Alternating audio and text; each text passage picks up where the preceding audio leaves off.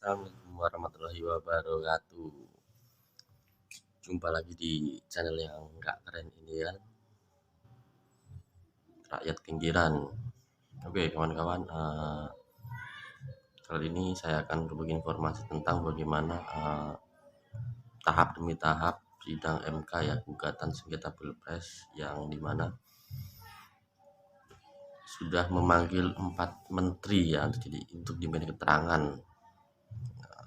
Jadi 4 menteri itu diminta keterangan terkait bansos ya. Tetapi dari kubu 01 yakni Refli Harun sepertinya tidak percaya tentang keterangan dari menteri tersebut ya. Oke, nggak lama-lama kita lihat videonya. Buang tanda kutipnya. Kita ditipu oleh para menteri-menteri yang 4 itu.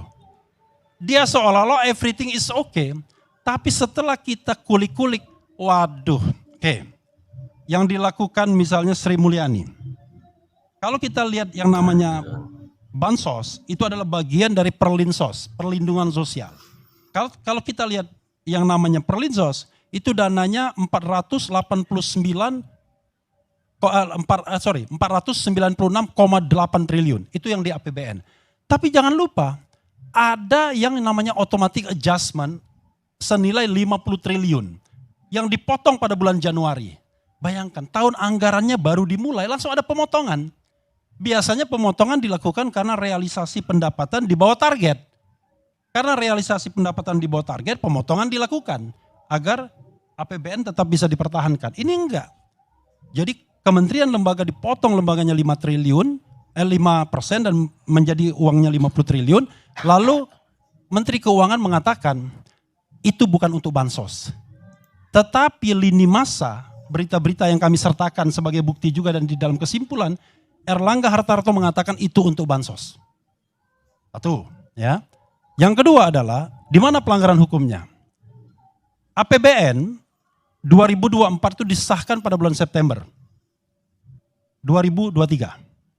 Tetapi kebijakan untuk perpanjangan bansos El Nino itu dicapai pada bulan November 2023. Dan itu tidak tanggung-tanggung.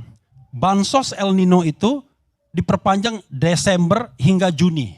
Kenapa Juni? Ada putaran kedua. Saya ngomong apa adanya. Makanya kemudian dipatok Juni 6 bulan tersebut. Itu tidak sesuai dengan APBN dan menurut Antoni Budiawan misalnya itu melanggar tidak hanya hukum tapi juga konstitusi. Karena harusnya dengan persetujuan DPR. Rupanya kawan-kawan semua, ibu-ibu dan bapak-bapak sekalian, pada masa pemerintahan Jokowi ini tidak lazim lagi yang namanya APBNP. Anggaran pendapatan dan belanja negara perubahan. Bikin aja dia perpres untuk mengubah nomenklatur di APBN dan DPR-nya diam saja. Sebenarnya praktek itu ketika COVID melalui Perpu nomor 1 2020 yang memberikan kewenangan kepada eksekutif untuk mengobrak-abrik APBN. Makanya pada waktu itu dikatakan bahwa yang namanya DPR itu menyerahkan kewenangannya kepada eksekutif. Tapi ternyata praktek tersebut tetap dilakukan. Nah ini melanggar. Lalu ternyata tidak hanya bansos yang untuk 6 bulan itu, beras dan lain sebagainya, sembako, tapi juga duit. Jadi ada BLT El Nino juga. BLT El Nino itu suruh dicairkan 200.000 per bulan, lalu 3 bulan pencairannya pada bulan Februari. Keren kan? Biasanya orang itu kalau rapel itu di awal atau di akhir kan, ini di tengah. Menjelang sebelum pencoblosan. Itulah yang kata saudara abang tadi, hebat 600.000 ya kan.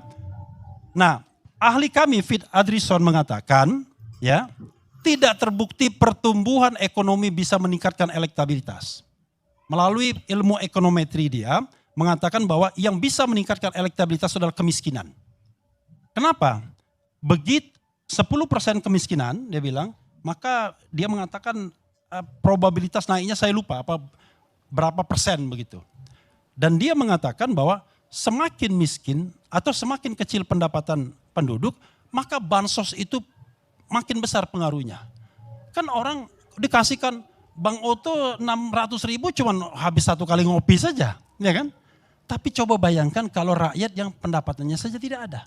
Dan menjelang pemilu lagi. Nah, itu yang kemudian bisa kita garis bawahi.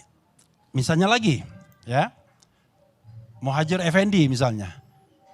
Nggak ada perintah macam-macam dari Presiden Jokowi. Iya, tetapi dari video yang kita sertakan, dia bilang lebih baik satu putaran aja, biar duitnya hemat dan lain sebagainya. Ya memang bukan duit Jokowi, tapi kan kalau nggak ada tanda tangan dia begini-begini dan lain sebagainya. Itu kita sertakan juga. Bu Risma, dia tidak lagi memperpanjang bansos El Nino. Kenapa? Karena El Nino itu puncaknya pada bulan September dan kemudian landai pada bulan Desember dan tidak ada lagi setelah itu. Tetapi ternyata dihidupkan lagi barang ini pada bulan November yang tadi saya katakan, dan yang mengerjakannya bukan Kementerian Sosial tapi Bappenas, Badan Pangan Nasional, yang bukan wilayah dia. Yang namanya Bappenas itu kan fungsinya bukan untuk menyalurkan bansos. Bappenas itu untuk ketahanan pangan, namanya Badan Ketahanan Pangan. Tapi ini yang namanya menyalurkan bansos mestinya Kementerian Sosial. Tapi Kementerian Sosial miliknya PDIP, ya karena saya frankly speaking aja. Makanya nggak dilibatkan. Yang terjadi adalah ditangani Bappenas dan Kemensos kemudian tidak ambil alih. Dan dia tidak mengusulkan untuk dilanjutkannya bansos El Nino dan kemudian tidak juga menanganinya. Itu yang terjadi. Jadi banyak hal yang sebenarnya terbukti asal kita mau kuliti satu-satu. Tapi kalau kita misalnya membacanya general saja, memang sepertinya nggak ada yang terbukti. Tapi begitu kita lihat, wah ini kan kubu 02 senang sekali tuh dengan apa yang dikatakan para menteri itu, seolah-olah everything is okay kan. Ini business as usual, sesuai dengan peraturan perundang-undangan. Kita buktikan itu melanggar undang-undang. Bahkan ada seorang ahli, saya tidak sebut namanya, yang memberikan jalan keluar yang menurut saya sontoloyo jalan keluarnya. Yaitu Gibran didiskualifikasi, Prabowo dilantik. Ini apa-apaan? Kok jalan keluarnya begitu? Karena suara yang didapatkan 02 itu adalah suara bersama. Bukan ini suara Gibran, ini suara Prabowo. Enggak begitu. Tapi suara bersama-sama yang kita buktikan seandainya Gibran tidak di sana, suara Prabowo Subianto itu baru 24% menurut Kodari pada bulan Oktober.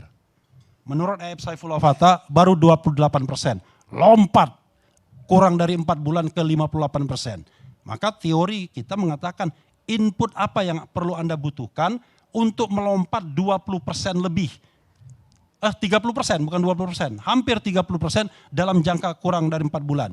Ya kita mengatakan bansos, mobilisasi, intimidasi, dan segala hal yang bisa dilakukan kekuasaan istana untuk memenangkan paslon 02. Nah itu proven, itu terbukti, tinggal bergantung pada keyakinan hakim.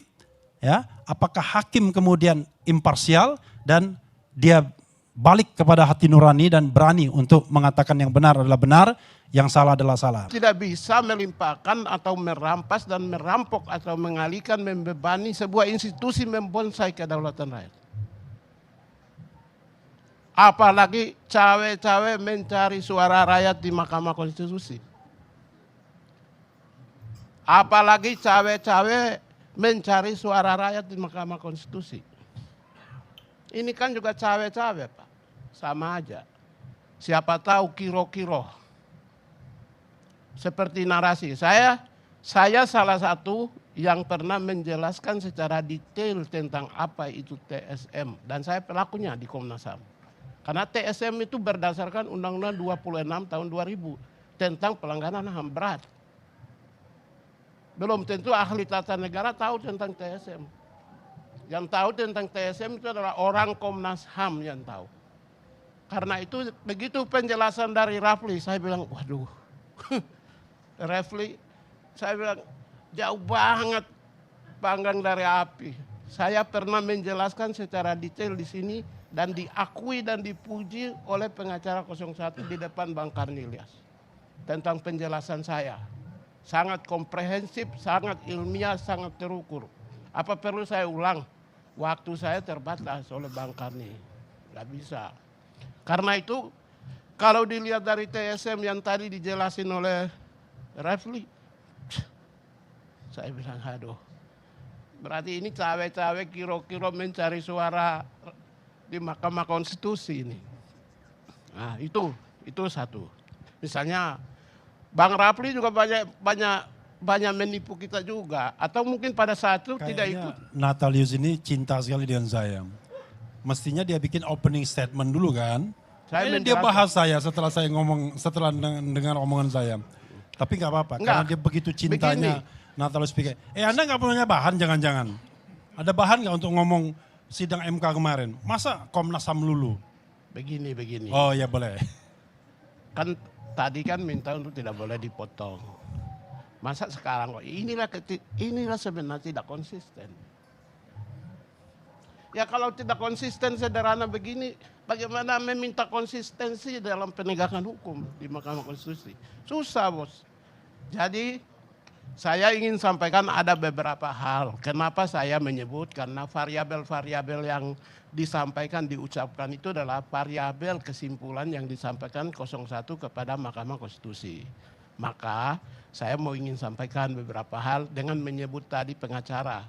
Kedudukannya sebagai pengacara, bukan sebagai individu. Ya, banyak hal yang salah, misalnya seperti bansos BLT tidak melalui Kementerian Sosial. Kan yang tidak mau ingin kasih bantuan langsung, tunai langsung itu kan kemarin dalam pengakuan itu oleh Menteri Sosial. Pak, sejak jadi menteri 2020 Risma sendiri, jadi waktu itu saya nonton 10 kali di YouTube. Ini Bang pengacara 01 belum tentu nonton. Mungkin pada saat itu lebih banyak tidur. Jadi nggak paham. Tadi bilang merek BLT El Nino tidak melalui Kementerian Sosial. Ya, yang Kementerian Sosial pegang itu adalah yang transfer langsung. Jadi tidak ada namanya bantuan-bantuan yang sifatnya bantuan berupa beras dan lain. Itu melalui Kementerian Sosial. Kemarin penjelasan dari Ibu Risma dan itu dilakukan 2020. Bukan baru. Mahkamah Konstitusi hanya diberikan kewenangan terbatas. Kewenangan terbatasnya apa? Hasil, perhitungan hasil.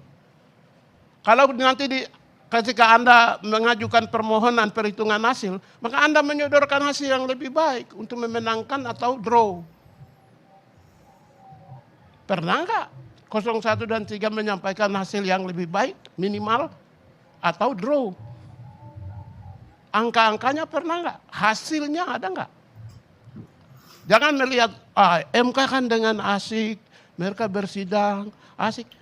MK itu wajib untuk melakukan proses peradilan dan persidangan.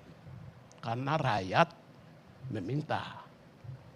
Apalah artinya kalau apalagi kasus-kasus besar seperti Pilpres dan Pileg. Wajar dong. Dia proses. Karena dia